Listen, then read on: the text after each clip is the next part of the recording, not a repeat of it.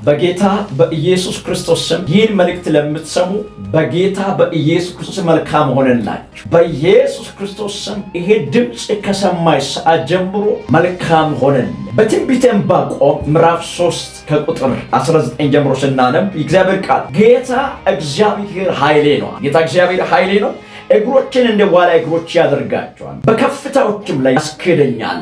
የሚገርማችሁ ነገር በእግዚአብሔር ቃል ውስጥ ያለው ኃይል ተመልከቱ። ዋልያ በከፍታዎቹ ላይ ተጫምታ እንድትቆም፣ በተራራው ላይ ተጫምታ እንድትቆም የሚያደርጋት እግር አላት፣ እንድትቆም እግር አላት። ለዕንባቆም ደግሞ በመከራው በየትኛው ሁኔታዎች ውስጥ በሚያልፍበት መንገድ ሁሉ እንዲያልፍ እንድጸና፣ በፈተና እንዳይወድቅ፣ በችግር ውስጥ እንዳይወድቅ የሚያደርግ የእግዚአብሔር ኃይል እንዳለው እግዚአብሔር ኃይሌ ነው። በዚህ ቃል መሰረት ለእናንተም ዛሬ ቃል እናገራል። ይህ ቃል ኃይል ያለው ሕይወትን የመለወጥ አንድን ኃይል የመፍጠር በእናንተ ሕይወት ላይ በደረሰባችሁ ሁኔታ ውስጥ ላይ ካላችሁበት ጎትቶ የማውጣት አቅም ያለው ቃል ኢየሱስ ለዘላለም ጌታ ነው። እግዚአብሔር ኃይልሽ ነው። በሚቀጥሉት ቀናቶች እግዚአብሔር ኃይል ነው። በሚቀጥሉት ዘመን እግዚአብሔር ኃይል ነው። ለኑሮ እግዚአብሔር ኃይል እግዚአብሔር አምላክ በውጊያዎች እንዳትወድቅ የሚያደርግ እግዚአብሔር አቅም ኃይል ነው። በጌታ በኢየሱስ ክርስቶስ መጸለያለሁ። በከፍታዎች ላይ መቆም መጽናት እንድትችል እንድትራመድ እንድትሄድ የሚያደርግ እግዚአብሔር ኃይል ነው። በጌታ ትችላለህ። በማን በእግዚአብሔር ኃይል እግዚአብሔር ያስችልሃል። እግዚአብሔር ያስችልሻል።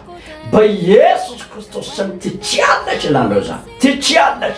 እግዚአብሔር ስለሚችል ስለሚያስችል ትችላለህ። በመንገድ እግዚአብሔር አምላክ ብቃት ይሆንልሃል፣ አቅም ይሆንልሃል። በኢየሱስ ክርስቶስ ስም ትወጣለህ፣ ትጸናለህ። በኢየሱስ ለጥልህ ከመጣው ጠላት ኃይል የተነሳ አትወድቅም፣ ትጸናለህ። በኢየሱስ ዕንባቆም እግዚአብሔር አምላክ መከራው፣ ችግር፣ ሁኔታው ያለበት ኮንዲሽን ሁሉ እርሱን እንዳይጥል ያደረገው ምክንያት ምንድን ነው? እግዚአብሔር ኃይሉ ስለሆነ። እግዚአብሔር ኃይል ጠላት የሚወረውረው የሚሰነዝረው ሐሳብ ሕይወቴን አይነካም፣ አትወድቅም። እግዚአብሔር አምላክ ብቃት ስለሆነ አቅም ስለሆነ በከፍታዎቹ ለመራመድ ይሆንላችሁ። በሚቀጥሉ ዘመን በከፍታዎቹ ለመራመድ እግዚአብሔር ስለሚችል ማራመድ ስለሚችል መራመድ ይሆንላል። እግዚአብሔር አምላክ ይህን መልእክት ለምትሰሙ መልእክት አለኝ። በሚቀጥሉት ጊዜያቶች እግዚአብሔር ኃይላችሁ ነው፣ አቅማችሁ ነው፣ ሞገሳችሁ ነው፣ ክብራችሁ ነው። ለክብር የምትበቁ ትሆናላችሁ። ሻሎም ሃሌሉያ። ኢየሱስ ጌታ